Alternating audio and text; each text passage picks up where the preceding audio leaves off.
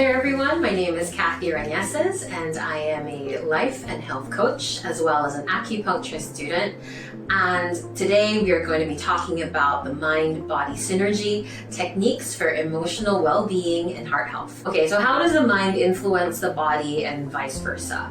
So according to the mind-body or biopsychosocial paradigm, the mind and the body actually work together. Like there is no real difference. There is no big difference between the mind and the body, because both networks of communication actually exist between the brain and the neurological, endocrine, and the immune systems.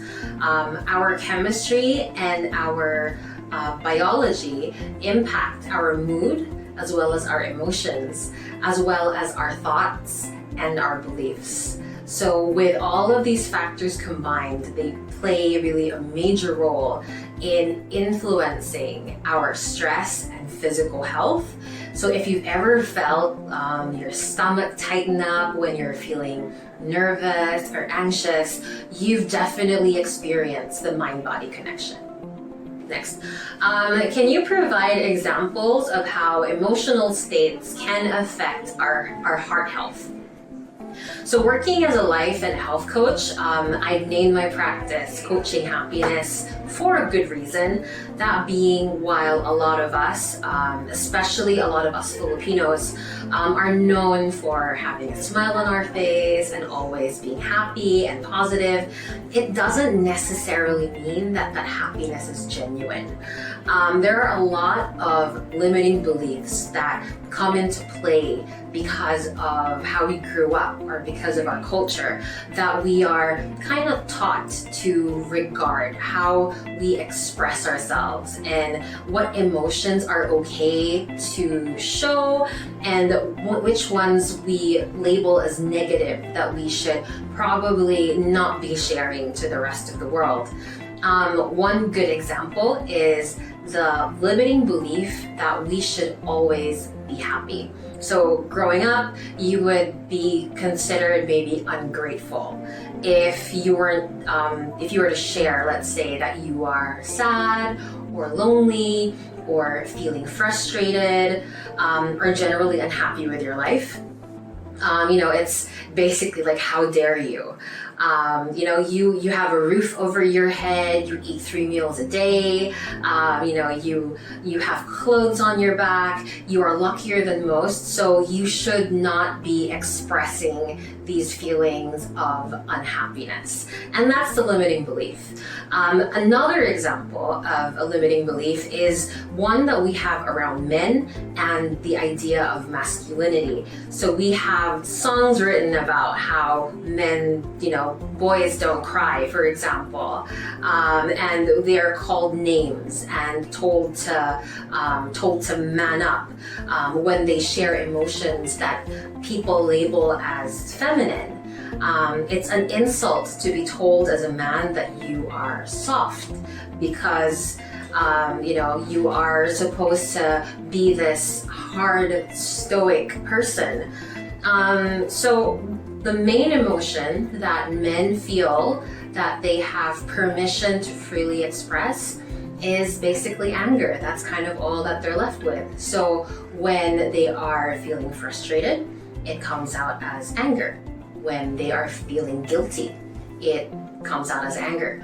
When they feel shame or loneliness, it still comes out as anger. And what do you think long-term happens when men are repressed from feeling all these other emotions that have deemed to be too feminine and have only been allowed to step into the feelings of anger? It comes as no surprise that the most common cause of death in males around the world is heart disease.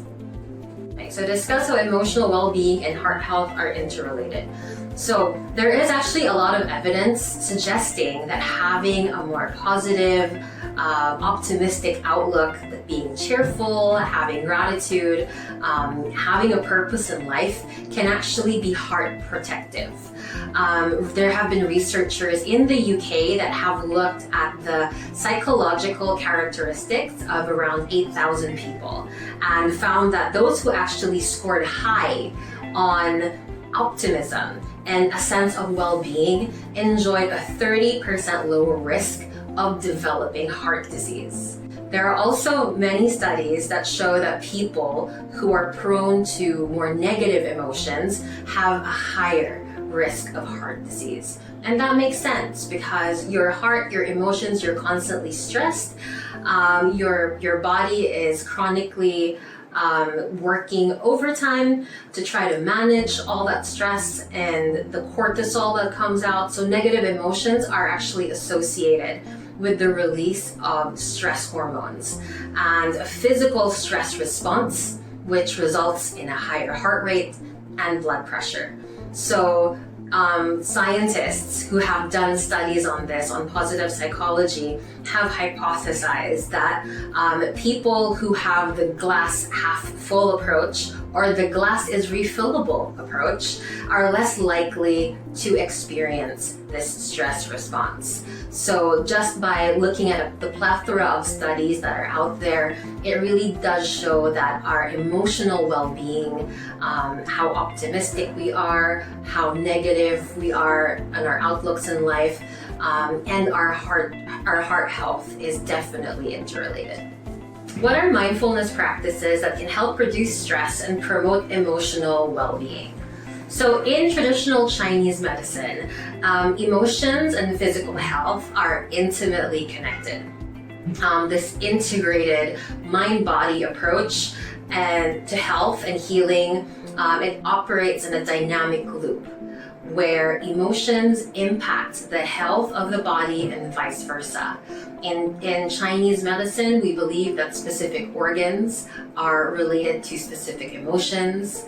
So you have the heart, which represents joy or too much happiness. There is the liver that represents anger, the kidneys that represent fear, the lungs that represent grief, etc., etc. So in terms of mindfulness practices, instead of the usual, I wanted to share some that are unique to traditional Chinese medicine. So number one, if you are feeling scattered, if you are feeling all over the place, or you feel like life is leading you and not the other way around, practice scheduling in quiet time. It sounds very simple, but in Chinese medicine, speaking scatters your energy. So silence is actually golden for the mind. So when you save your breath, you save energy. So try to plan in some quiet time into every day. Number two, if you're feeling down, make a list of things to do that will help bring you joy. Why is that? Create this love list because according to Chinese wisdom, it says that these activities actually help strengthen your heart energetically. So when you're doing things that you love, yours might be maybe getting a massage or going out for a walk. Make sure you include these little things into your day that you really enjoy. Because contentment really comes from these small, regular doses of joy. Number three, if you struggle with feelings of grief or sadness, gua sha, or the skin scraping that has become really popular nowadays, actually helps to loosen blocks caused by negative emotion and helps to restore the free flow of qi. So for people who are struggling with grief or sadness, these feelings are housed again in your lungs and in your heart. You can tap gua sha across the chest and up and down on your arms to follow the heart meridian to find some comfort there. Number four, the mindfulness meditation and breathing exercise in TCM can actually be found in the practice of Qigong, which involves moving meditation, and this is used for health, spirituality, and martial arts training. These movements are actually coordinating the slow flow movement, the deep rhythmic breathing, and a calm meditative state of mind. How does meditation affect our emotions and overall mental health? So meditation actually helps to trigger our parasympathetic nervous system. This is our the rest and digest, and it helps to really slow down body functions in preparation for sleep, and it helps calm the body. So you would, of course, if you are coming in and you are feeling anxious, if you are feeling stressed, if you are feeling a little bit all over the place, having a good meditation practice or having a consistent meditation practice can actually help with grounding you, can help with the feelings of anxiety and depression that some of us may go through every now and then, and also helps in building resilience. Can you explain how nutrition plays a role in heart health? So nutrition definitely plays a key role in maintaining heart health. What you eat and what you drink definitely influences your body weight, your blood pressure, your cholesterol, as well as your diabetes risk, all of which impact your heart health. Are there any specific relaxation techniques that can help reduce blood pressure and improve heart health? There are a lot of relaxation techniques that you could use in order to help reduce blood pressure and improve heart health. One of the most useful that I find is the 4-7-8 breathing technique, and this again helps to trigger the parasympathetic nervous system. This triggers our rest and digest. So when we're feeling anxious, when we are in fight or flight, simply repeating this 4-7-8 breathwork technique really helps to just calm you down and ground you.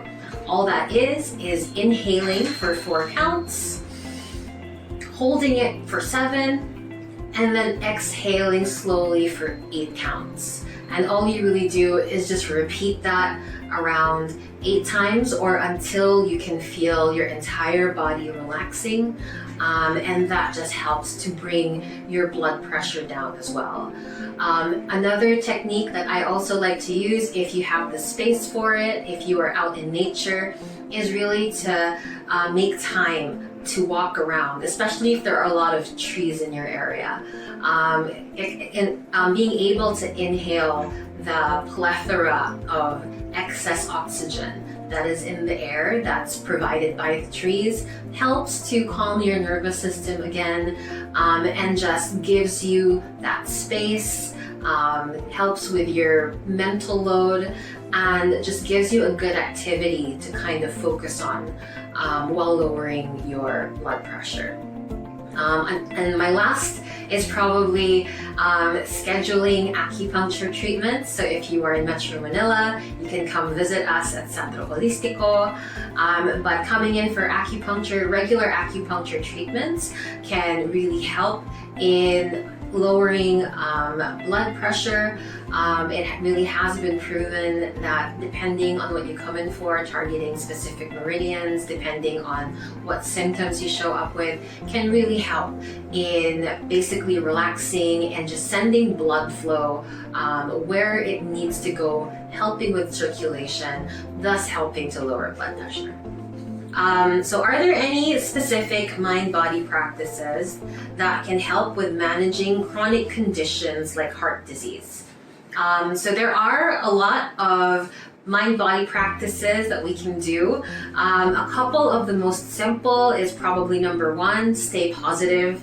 Laughter has actually been found to lower levels of stress hormones.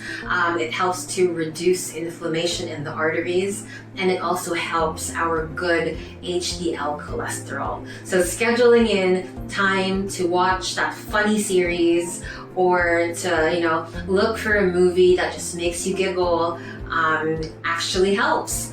Number 2 is to meditate. So practice that inward focused thought. and keep breathing has really been shown to reduce heart disease risk factors such as high blood pressure. So the simple routine of just making time for yourself in the morning, you don't necessarily have to have a mantra or anything, but just allowing yourself to take deep inhales and exhales for 5 minutes is already good enough in helping you to maintain your good health and prevent these chronic heart conditions.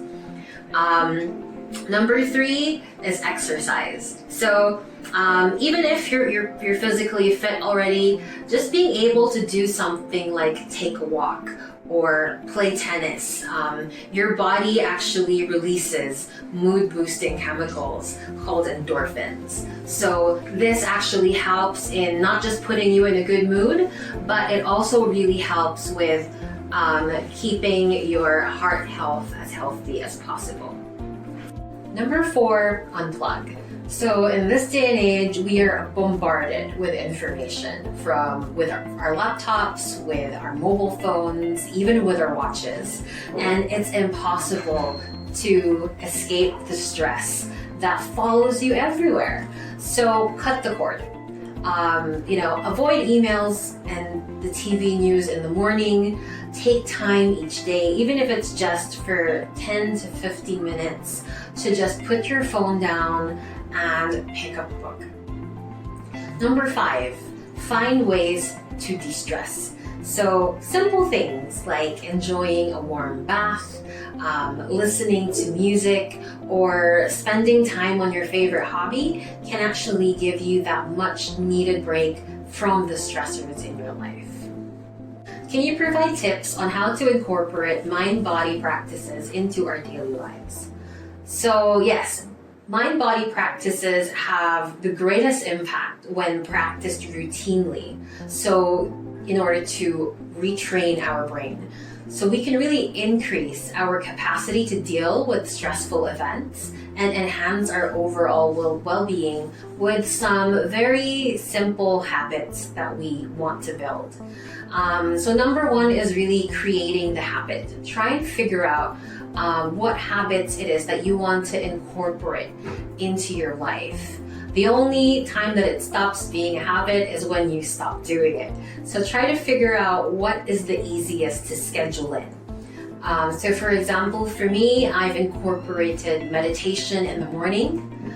I do my breath work after lunch, the 4-7-8 breath work, and I like to journal at night. That's my habit that I've developed. Number 2 is also to know your big why. What is your intention for wanting to create these habits? Because there are going to be some times when you might feel that you are struggling, or you might want to maybe renegotiate with yourself to put this off a day and then do it again the next. Really figure out your why. So for me, I really want to grow old, well into my 90s, with a strong, healthy body, being able to still touch my toes and run around. Number 3, as far as moving your body, it doesn't mean that you have to go to the gym, but find avenues that you enjoy where you can sweat and detox. So you can learn maybe how to dance salsa, or ride a bike, or take up one of those running challenges online where you earn a medal once you hit a certain number of miles. So if you're coming from a sedentary lifestyle, maybe ease into it and supplement with LiveStream. This is one of Sunrider's products that supports blood flow to help enhance cardiovascular and circulatory health. Number 4, and the last, is to treat this as a form of self-love. So I love myself, therefore I am going to make myself a priority. I am going to take care of myself, and I'm going to put myself first. So this is what love looks like, right? So for example, In the morning, I have my meditation practice. And before I go to bed at night, I enjoy my quiet time journaling along with a nice cup of Cali. So Cali tea actually helps to support my body's natural processes for cleansing and elimination. So when I go to sleep at night and my body starts to detox, this really helps to push everything along. So that's it for me. I hope that you guys have enjoyed this little Q&A. I'm sure that I did. I hope that you can take the tips and use them. If you have any other questions, please feel free to contact your nearest Sunrider office.